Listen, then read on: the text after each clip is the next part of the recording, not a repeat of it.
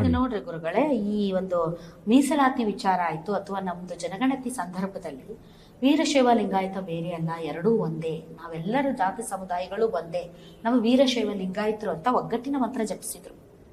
ಅದರಲ್ಲಿ ಪಂಚಮಸಾಲಿ ಲಿಂಗಾಯತ ಸಮುದಾಯನೂ ಇದೆ. ಮತ್ತು ಪಂಚಮಸಾಲಿ ಲಿಂಗಾಯತ ಸಮುದಾಯದ ಮೇಲೆ ಲಾಠಿ ಚಾರ್ಜ್ ಮಾಡಿ ಅಮಾನವೀಯವಾಗಿ ನಡೆದುಕೊಂಡಿರುವ ಹಿನ್ನೆಲೆಯಲ್ಲಿ ನಡೆಸಲಾಗ್ತಿರುವಂತಹ ಪ್ರತಿಭಟನೆಯಲ್ಲಿ ಎಲ್ಲರೂ ನಾವು ಒಂದು ಅಂದ್ಮೇಲೆ ಎಲ್ಲರೂ ಭಾಗವಹಿಸಬೇಕಾಗಿತ್ತಲ್ರಿ. ಮತ್ತೆ ಯಾಕೆ ಈ ಸಂದರ್ಭದಲ್ಲಿ ಮಾತ್ರ ಯಾಕೆ ನಾವು ಬೇರೆ ನೀವು ಬೇರೆ ಪಂಚಮಸಾಲಿಗಳು ಬೇರೆ ಅನ್ನುವಂತ ಭಾವನೆ ಎದಕ್ಕೆ ಬರುತ್ತೆ? ಬಹಳ ಬೇಜಾರು. ನಾನು ಕೇಳಿದ್ದು ಪಂಚಮಸಾಲಿ 2A ಹಾಗೂ ಎಲ್ಲಾ ಲಿಂಗಾಯತರು OBC ಕೇಳಕತ್ತೀನಿ. ಎಲ್ಲಾ ಒಳಪಂಗಡದವರು ಆ ಘಟನೆ ಖಂಡಿಸ್ಬೇಕಾಗಿತ್ತು. ಒಟ್ಟು ನಮ್ಮ ಹೋರಾಟದಿಂದ ಲಾಭ ಎಲ್ಲರಿಗಾಗುತ್ತೆ.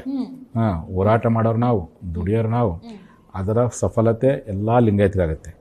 ಬಟ್ ಲಾಠಿ ಏಟು ವರ್ಷಣಕ್ಕೆ ಮಾತ್ರ ನಾವಾಗಿದ್ದೀವಿ, ಹೋರಾಟ ಮಾಡೋಕ್ಕೆ ನಾವಿದ್ದೀವಿ. ಆ ಸಂದರ್ಭದಲ್ಲಿ ಕೊನೆ ಪಕ್ಷ ಉಳಿದ ಏನು ಇವತ್ತು ಮನೆಗೆ ಮಠಾಧೀಶರು ಎಲ್ಲ ಒಂದೇ ನಾವು ಅಂತಾರಲ್ಲ, ಆ ಘಟನೆ ಖಂಡಿಸೋ ಪ್ರಯತ್ನವನ್ನು ಉಳಿದ ಜಿಲ್ಲೆಯಲ್ಲಿ ಬೇಡ, ಕೊನೆ ಬೆಳಗಾವಿ ಜಿಲ್ಲೆಯ ಮಠಾಧೀಶರಾದ್ರೂ ಮಾಡಬೇಕಾಗಿತ್ತಲ್ಲ.